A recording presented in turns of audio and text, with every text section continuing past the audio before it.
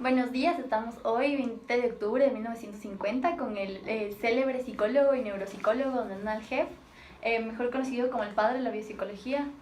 Señor Hebb, bienvenido primeramente y espero que el día de hoy nos pueda aportar mucho sobre su vida y sus aportes además a la psicología. Bueno, primero muchas gracias por recibirme, es un gusto para mí estar aquí. Y bueno, empecemos. Yo nací en 1904 en Chester, Nueva Escocia. Bueno, mis padres desde muy pequeño, al ser médicos, querían que yo siga una rama, me especialice en una rama parecida a la de ellos, pero desde pequeño yo siempre me gustó bastante la escritura y quería ser escritor de novelas. Bueno, a medida que fui creciendo, tomé cierto interés particular por la educación y decidí especializarme en esto. Bueno, la educación posteriormente me llevó a conocer la rama de la psicología, en la cual me he especializado y desde entonces he tenido bastante pasión por esta área del conocimiento.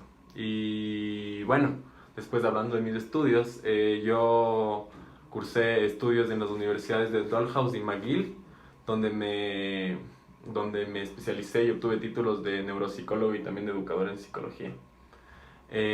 Bueno, y después de esto saqué mi doctorado en la Universidad de Harvard.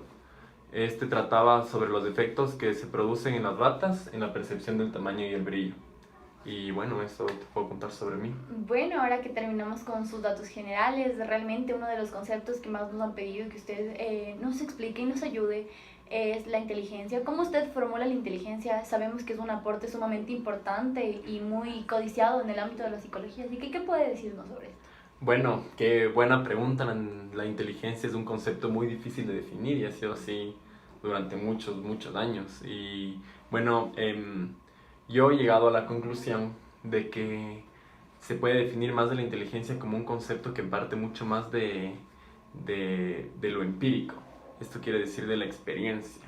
Bueno, yo creo que la experiencia desde la infancia es primordial para el desarrollo de conceptos y pensamientos que, bueno, se los puede definir como la inteligencia hasta cierto punto. Muy interesante, sí, realmente fue un concepto que muchas personas nos pidieron que usted explique, pero dentro de esto también importante está el aporte con su compañero Ashley, que lamentablemente, como nos indicó, no pudo estar aquí hoy, pero nos gustaría que nos explique sobre cómo ustedes le dan la solución al problema entre la sensación y el estímulo, más o menos lo que correspondería al estímulo y la respuesta. Claro que, de hecho, es una gran pregunta. Hemos estado trabajando mucho en esto con mi compañero, al que lamentablemente no pudo venir el día de hoy. Pero bueno, hablando de esto, te puedo responder con una pequeña frase que quiero que quede abierta a la interpretación y si hace falta, yo les explico con un ejemplo. A ver, el cerebro está activo independientemente de la información sensorial. Perfecto. Esto nos daría a entender que aunque el cerebro, digamos un ejemplo, estamos nosotros, nos encontramos durmiendo, aún así el cerebro no se apaga. Claro, el cerebro nunca se apaga. Bueno, podría dar un ejemplo de esto para que Por favor, su audiencia nos siga. entienda mejor. Supongo que al ser este un canal de ciencias y especialmente de psicología han escuchado casi todos la gente que está escuchando, y supongo que usted también ha escuchado sobre el caso de Pavlov y el condicionamiento. Bueno, en este caso Pavlov lo que hizo es condicionar a un grupo de perros para que saliven sin que la comida se para al frente suyo. Él lo que hizo fue, mientras les pasaba la comida, sonaba un timbre, y entonces los perros en su cabeza ya interiorizaron que el timbre es igual a que les iban a pasar la comida. Entonces posteriormente escuchaban solo el timbre y ya salivaban.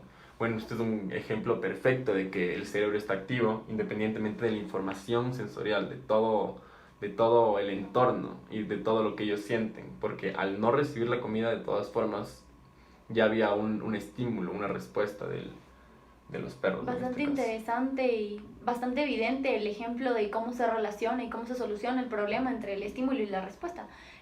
Vamos a un corte comercial y próximamente seguiremos discutiendo sus teorías.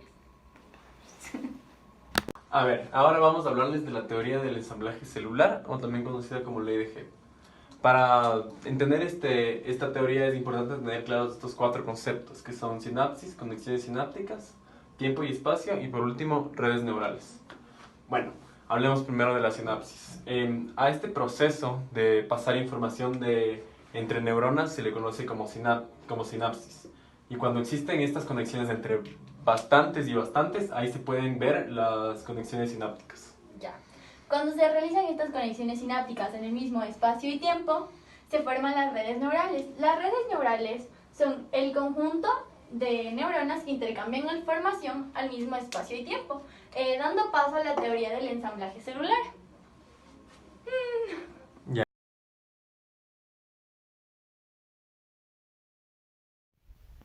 Aplicación de evidencia científica. El cerebro humano es una compleja red de regiones interconectadas, estructural y funcionalmente, de modo que la función cerebral surge de la organización en red del cerebro como un todo. Se entiende que una lesión cerebral puede producir un déficit funcional siguiendo dos mecanismos básicos: una disfunción cortical local en el área de la lesión y lejana, especialmente debido a la interrupción de la conexión entre estas áreas. La investigación de los circuitos y las redes que conforman la complejísima organización de este órgano nos está permitiendo aproximarnos de forma más precisa a la estructuración de los procesos cognitivos superiores.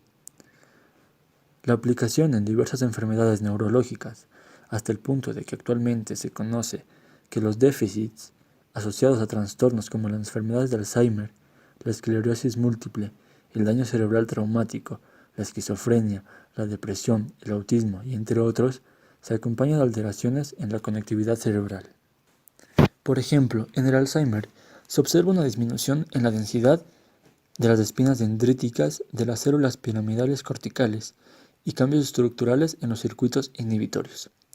La esclerosis múltiple, tanto los déficits cognitivos como las alteraciones emocionales y del comportamiento se han relacionado con la interrupción de extensas redes cerebrales.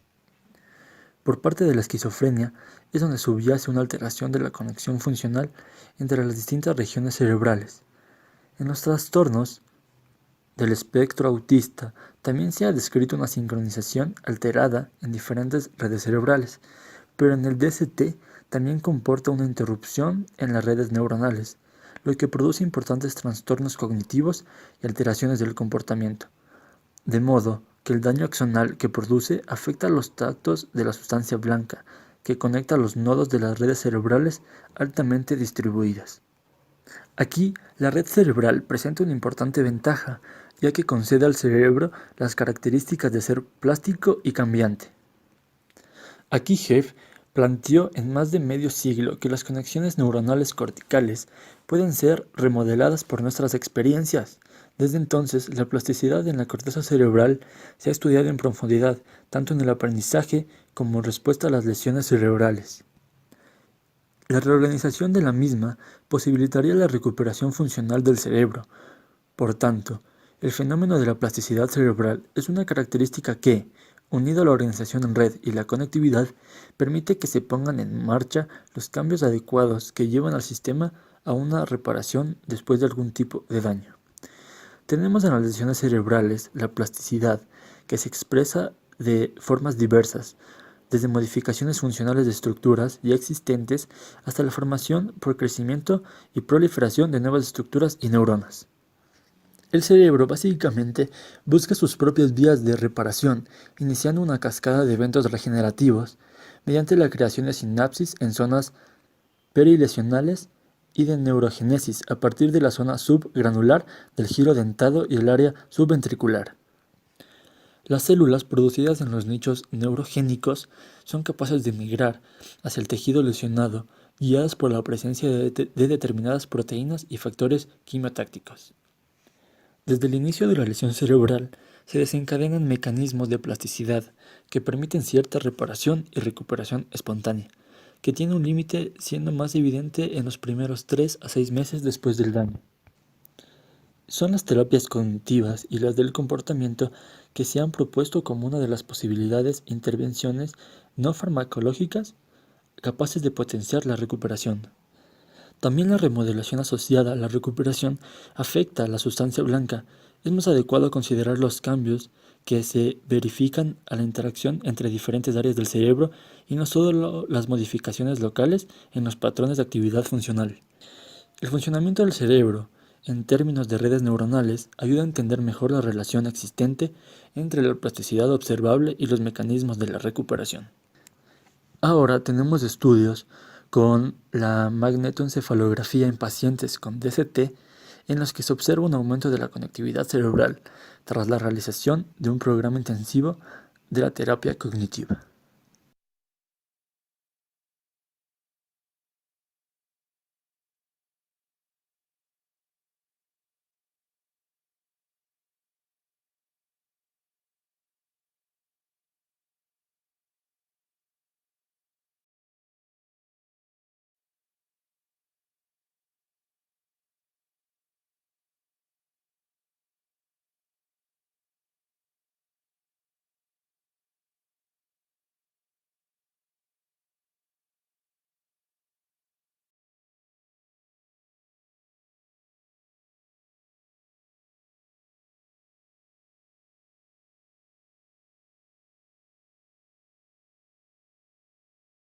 Bien, se ha hablado ya del principio de Hebb, que estipula que dos neuronas que disparan juntas refuerzan su conexión y establecen una funcionalidad conjunta para trabajar sincronizadas.